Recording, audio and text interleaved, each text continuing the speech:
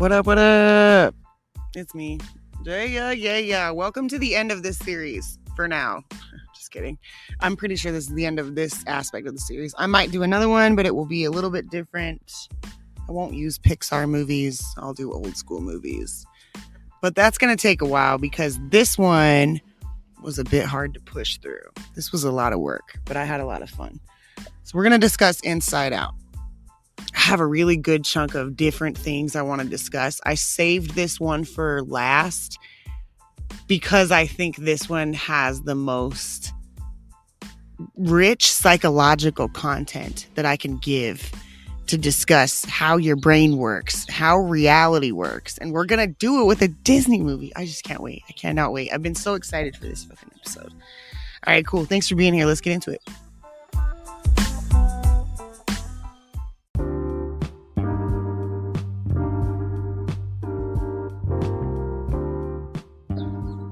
All right, so in a nutshell, this movie is about a little girl named Riley. She is going through a major change in her life. Her family is moving from Michigan or Minnesota, one of those cold places over there, and they're going to San Francisco for her dad's job, I think. They don't specify. The movie comes from the position of her emotions inside her mind. So what we're watching is how her emotions are processing these changes in her life, and we're watching the main 5 emotions, which is joy, sadness, anger, fear, and disgust. So what we're watching is essentially how Riley's emotions are navigating behavior.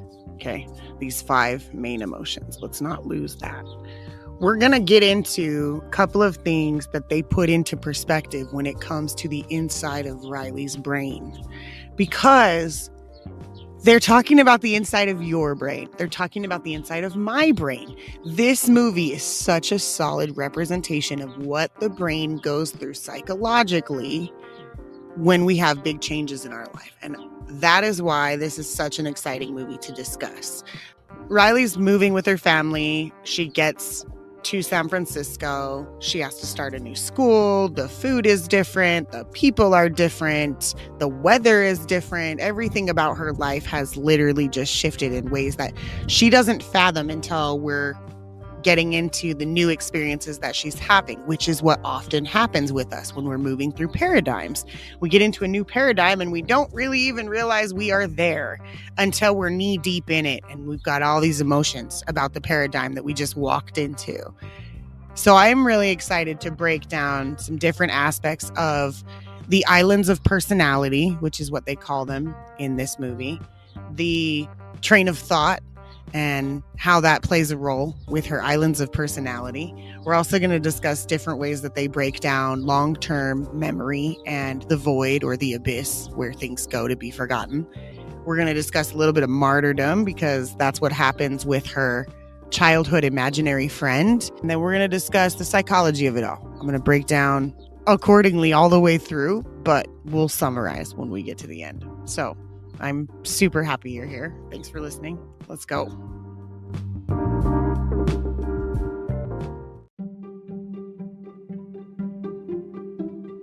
The first thing we're going to talk about is the islands of personality. That's what they're called in the movie.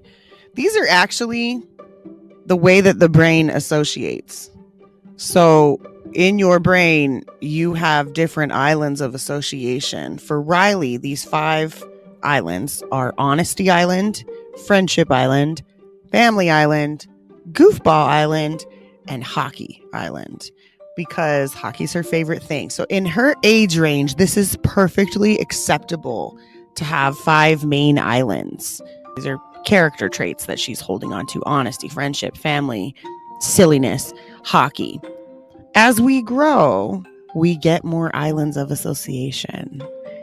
So a full-grown ass adult has all sorts of islands of association in there, different pleasure centers and different traumas.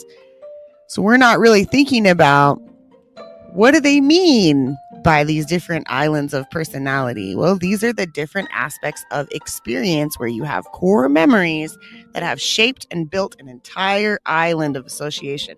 Whole bunch of trinkets on that thing that are completely associated with whatever the main properties are, right? So I'd like to think in a large chunk of us, there's an honesty island in there. So everything that you have associated with honesty, trust, loyalty exists on this island. Every time that you are faced with a situation where you have to visit an aspect of yourself that's in regards to telling the truth, whether it be to someone else or within, your little honesty island is lit up. There's things happening in there. Ding, ding, ding. Your train of thought is driving through the stations on that island.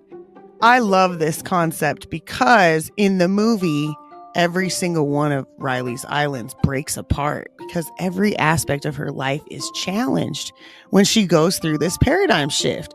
This is something that every single individual grown as goes through and has went through. Certain aspects of ourselves completely fucking broken down. And we perceive that when these islands break apart, they can't come back. But Riley gets each one of these islands back after they fall apart and just what looks like go into the abyss, never to return. And the truth is that it just takes Riley getting her emotions back in alignment, all back in the center of her being, for her to see this.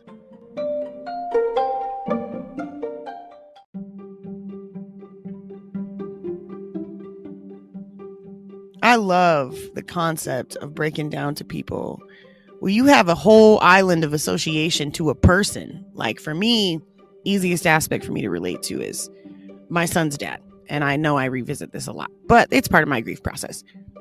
When I think about Zach, the island that is Zach Island in my mind is like a museum now. It's considered in my mind like there's nothing new that can be added to it because Zach's not here anymore.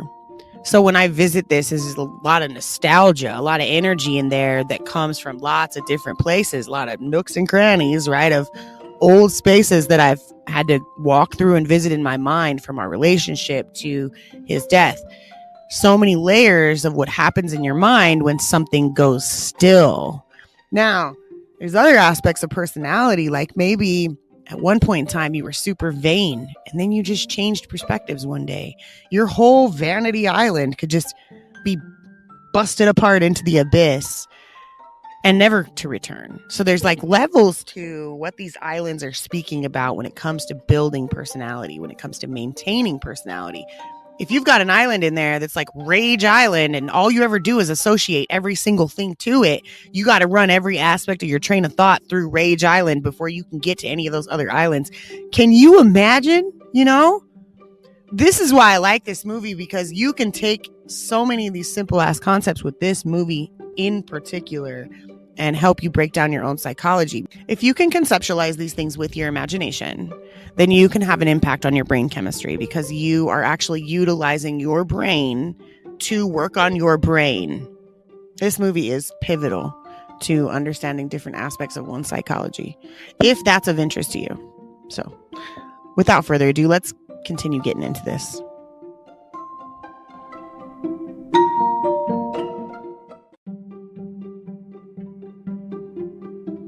Islands of personality were the most intriguing aspect of this to me, because I literally need people to understand how these are associated with neural networks of dendrites in your fucking brain stem and in your brain, like the ways that memory stores and accesses itself like a storm inside your brain.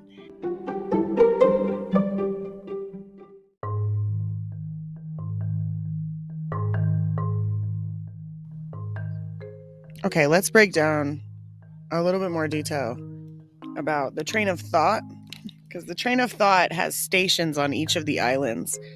And the idea with the train of thought is that it drives through the different islands at different times, but it's essentially running the thought stream that Riley's thinking of while she's going through things. So her emotions stay in the main seat of her being, which, if you're thinking about this like a mind or a brain, it's technically the pineal gland that they have the emotions seated at, right in the center. And the islands are kind of off in the distance to this space. And beneath it is also like the abyss, the void, where things go to be forgotten. I love the way that they utilize the train of thought, because it comes in to the pineal gland when Riley is awake, and then it moves about her mind And then it goes to sleep, right? Like it parks when she goes to sleep. And then there's different aspects of her being that are responsible for her dreaming. These different aspects are located in her, I believe it's her long-term memory, where the aspects that are playing out her dreams are located. Not only looking at the train of thought, but discussing the aspects of what the train of thought does on a regular basis psychologically for each individual, right? For Riley, it's like, oh, she's going to a hockey island. For each grown-up, this train of thought can visit so many fucking stations depending on how many different weird-ass traumatic associations you have in your mind. This is so neat to look at because it can help you break down things that are so useless to you. You're running your train of thought through this entire island that you don't even need. And at any point in time, if you just decide you don't want that fucking island anymore, you can get rid of it. It'll try to build itself again, sometimes based on trauma, right? These associations will still try to come back. But this is a really clear example of how you can utilize your imagination to break down wasteful spaces in your mind. I love the way they did this train of thought. I also love being able to communicate that. Like, you've got all these different islands of association, islands of personality inside you. Is your train of thought better spent in other places than some of these crusty ass islands that you've been visiting and associating with day in and day out? And I'm not just talking to you, I'm talking to myself.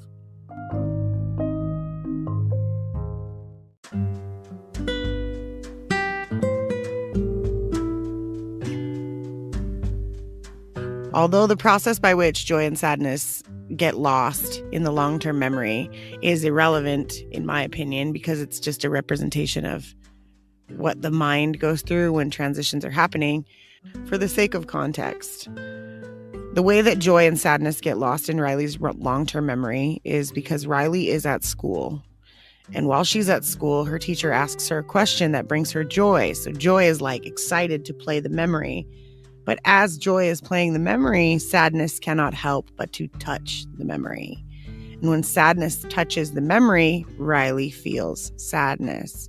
So instantly, Riley starts crying, which leads fear and disgust to kind of grapple over the control panel. Joy starts stressing out, like, why did you touch that core memory? Why did you do that? Why did you make that memory sad? And sadness is like, I don't know why I did that. So the argument that ensues between the two of them is because Joy tries to stop this memory in school, replaying and the entire situation from becoming a core memory. And when that happens, sadness is like, you can't do that. So she tries to fix it. And when that happens, both of them get sucked up into this tube that takes everything to long-term memory. So that is how they get lost. For the sake of context, I feel like it's irrelevant because what it represents is when you're amidst a transition in your life and you hit a moment where you start thinking about the previous aspects of your life and you get nostalgic. Your joy and your sadness can get lost in your long term. Okay? So, in a nutshell, if you're amidst something like that right now, analyze that. Your joy and your sadness are trying to find their way back.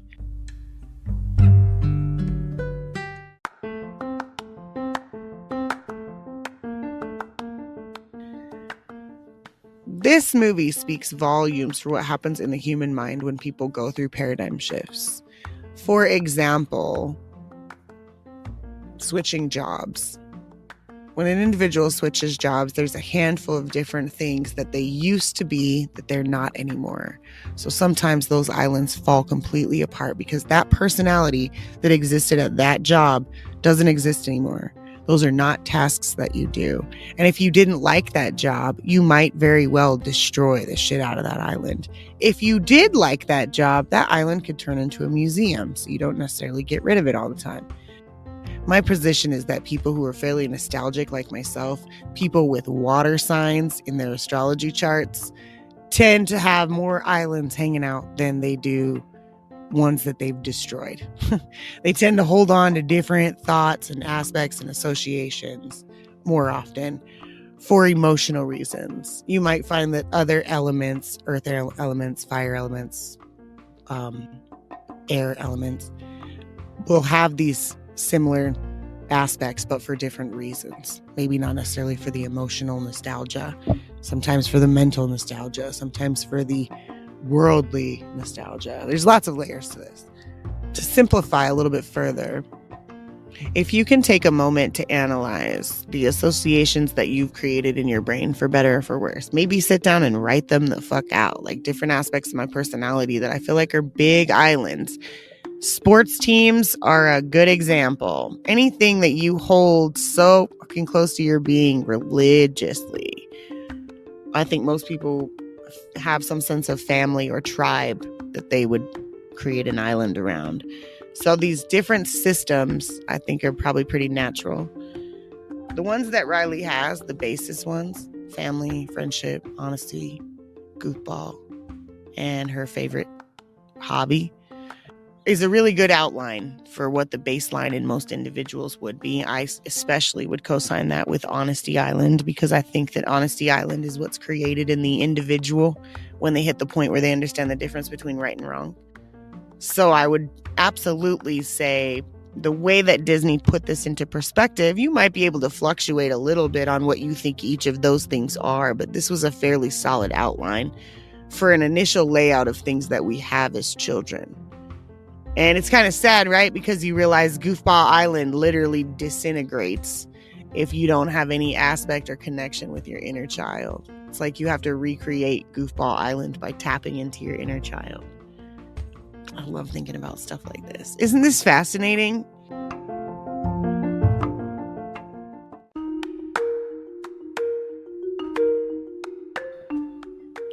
Honestly, we would be remiss if we did not talk about how Riley's childhood imaginary friend martyrs himself into the abyss. And I mean, really unpack that. Like, first off, Disney, why?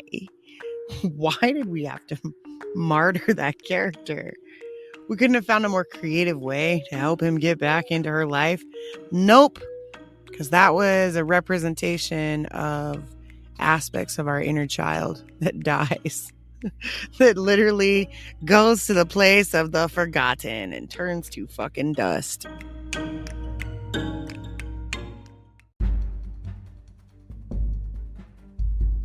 Joy has to figure out how to get back to the center by getting creative as hell. And she manages to grab Sadness and take her with her. So obviously at the end of it, all's well that ends well. Riley gets back to normal, but it isn't without Riley literally letting fear and disgust and anger rule her life for a period of time, where she's like threatening to run away, and she's like talking back to her parents, and she's like never wants to play hockey again because she doesn't live in a place that has snow anymore. Like, this poor girl, the level of fear, anger, and disgust that she was emitting when she was going through this giant transition is exactly what any other individual goes through when they're going through a huge transition. They're just like afraid, and then they're mad, and then they're just disgusted at the fact that this is how it has to go, and they're just, perturbed. And joy and sadness are missing. Sadness, because sadness is nostalgia. Sadness has this aspect of really allowing you to get into the moment and feel yourself very deeply. Sometimes it's not always exciting. Sometimes it's disappointing. Sometimes it's frustrating. And obviously, joy is just trying to keep everything together all the fucking time.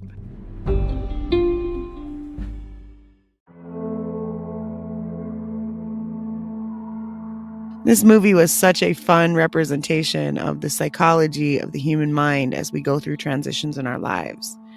And if you can take every aspect of that and embody it as part of your own being, including her parents, there's an aspect of Riley who represents an inner adolescent in you. And the way that that inner adolescent analyzes the world, responds to the world, experiences things. This is worth diving into a little bit deeper with your imagination. This is worth allowing yourself to expand on what types of things could mean what when it comes to Riley and her experience.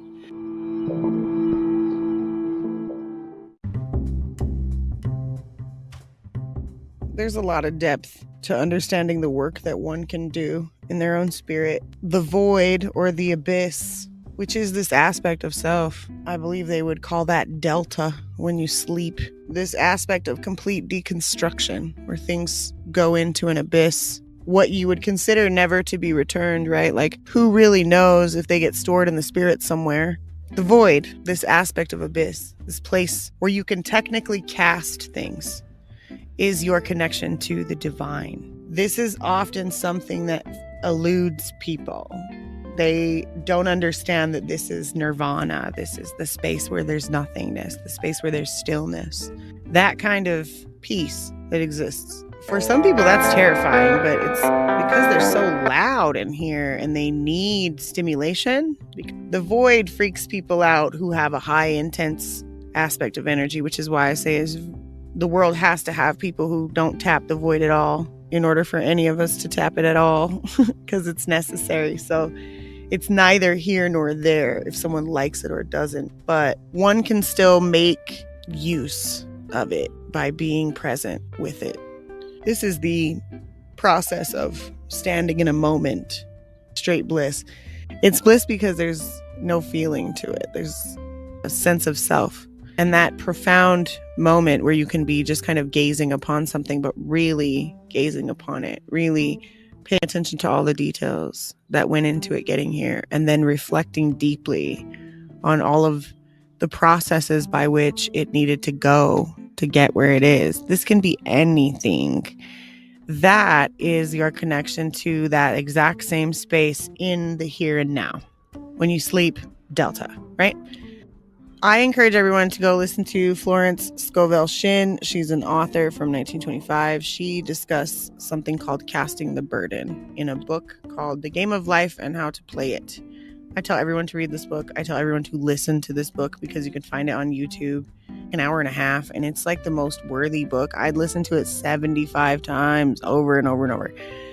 It's awesome. She gives a very cool outline, even from a Christian perspective, even though it's not necessarily Christian works. It's more metaphysics than anything else. I encourage you to listen and read and follow her works. You can find it on Amazon. It's super cheap. It's 100% worth it for the level of depth you're going to get on self-reflection.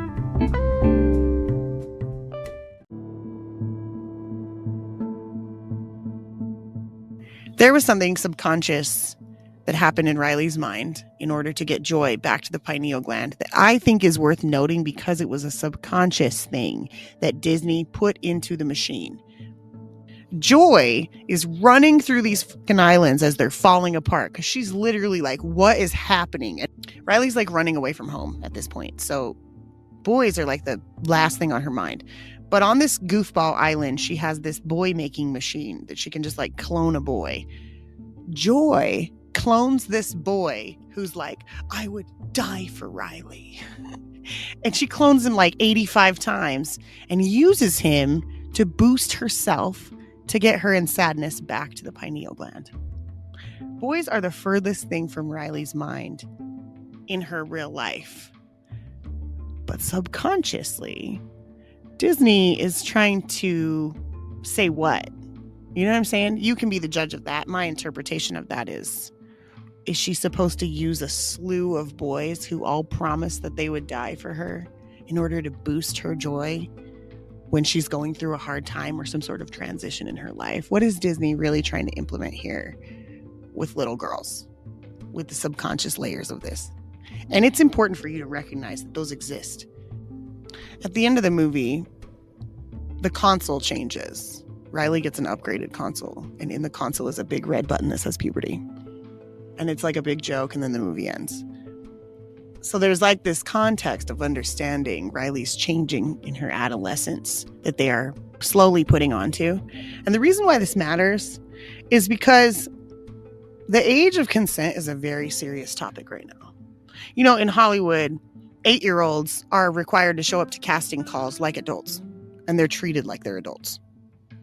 And there are groups of people with agendas that are fucking unspeakable. And a big part of that machine is Disney. It is the way that they prepared us as children to have early concepts of sexuality and gender identity and relationships. Why?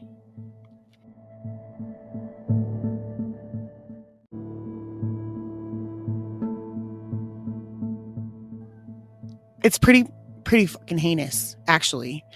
It's genuinely a topic that nobody wants to talk about because it is a giant open secret. I watched this video the other day where it was like a room full of women, mostly. I'm pretty sure there was a handful of men in there, but it was like a room full of women. And this woman at the top said, I want you to stand up if you've ever been assaulted at all, any kind of sexual assault. Seriously, like 95% of the room stood up. And then she said, I want you to sit down if you didn't tell anyone. Like, for all of you who tried to get justice and like said something to someone, stay standing. And I swear to you, out of the 95%, like 40% of them, maybe 50%, could have been higher, sat down. So let's say for the sake of it was 40% of that 90. So right now we're looking at 40% of these people still standing. And then she said, I want you to sit down if that person actually got justice, like a fair thing. And I'm not kidding you, the majority of those people sat down. It was like, out of a room of 95% people that had been assaulted, only like 5% of them had actual justice served to the person that did this to them. That's a major problem, because culture is culture. It's happening with or without you.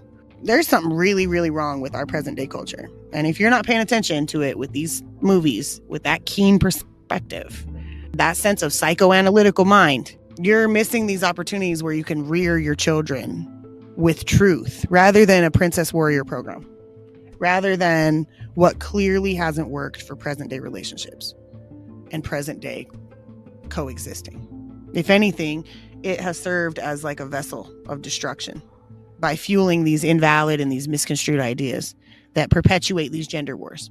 So go ahead and insert facepalm emoji here.